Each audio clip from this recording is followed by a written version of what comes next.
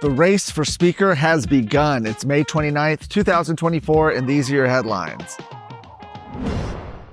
Well, it was a bad night to be an incumbent member of the Texas House. Of course, all eyes were on the David Covey-Dade Phelan race, where Dade Phelan narrowly got victory there, winning by just a few hundred votes after spending $10, $11, $12 million on that race, nearly $1,000 per vote, and having Democrats cross over to vote for him. Some are saying that that may be the straw that will move closed primaries finally in Texas. But while Dade Phelan was celebrating his victory in Beaumont, his allies across the state were having a completely different night. State Representative Stephanie Click was beat by David Lowe. Lynn Stuckey was beat by Andy Hopper. Frederick Frazier, the disgraced former police officer with his own legal problems, was beat by Carissa Richardson. Justin Holland was beat by former Trump spokeswoman Katrina Pearson.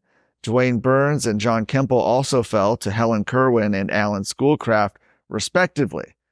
And so it was a very, very bad night to be an incumbent. Combine last night's results with what we saw happen in March, and you have now seen about 15 or so incumbent members of the legislature defeated in this primary cycle. And that's not even taking into account, by the way, members like Andrew Murr, the architect of the House's impeachment of Ken Paxton, who decided they weren't even going to run. They decided not to run for re-election.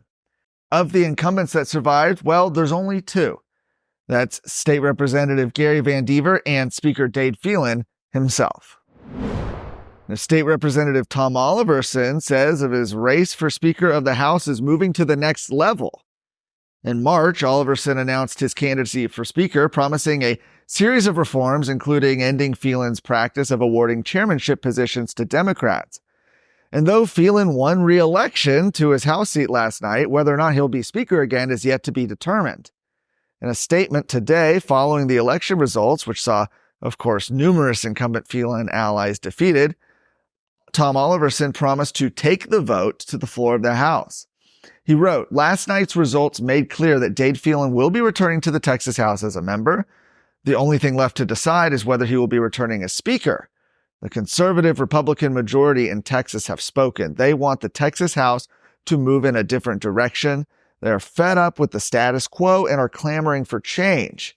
He went on to say the fact that 9 GOP members decided not to seek re-election and 14 members were replaced by the voters proves that point. He then put out any speculation that there won't be a contested Speaker vote.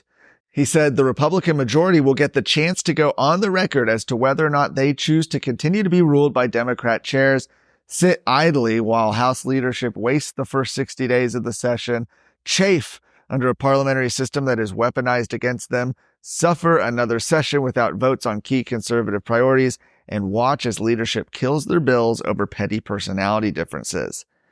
He said the Speaker's race should begin by nomination and caucus of the majority party, not in a brokered backroom deal that empowers the tyranny of the minority. My campaign for Speaker moves to the next level today. Now, thus far, only Phelan and Oliverson have announced their intentions to run for the Speaker of the House, though Republican State Representative Shelby Slauson, who is rumored to be considering a run, recently wrote an op-ed this week in which she compared Dade Phelan to an arsonist attempting to be fire chief. Are you worried about your kid's future? You should be. I'm Charles Blaine with Texas Tomorrow.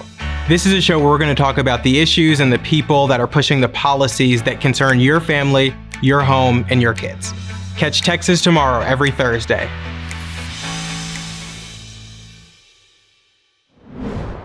A story out of Dallas. More internal communications have been released showing that Dallas Independent School District organized LGBT trainings for teachers at schools around the district. The Dallas Express obtained internal communications from an open records request, revealing that Dallas ISD organized the training events in collaboration with an employee of a local transgender clinic.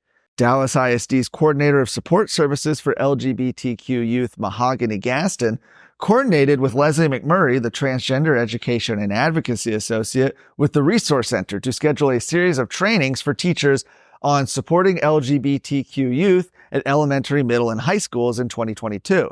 The Resource Center is a Dallas-based clinic that offers cross-sex hormones and reference letters for gender mutilative surgeries, as well as legal assistance for changing gender markers on government documents.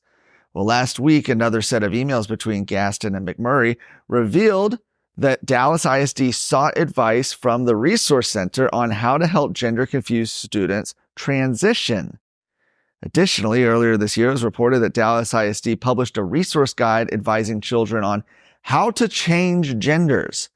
The document recommended various transgender clinics, gave resources on how to socially, legally, and medically transition, and listed books for elementary students about gender-confused children.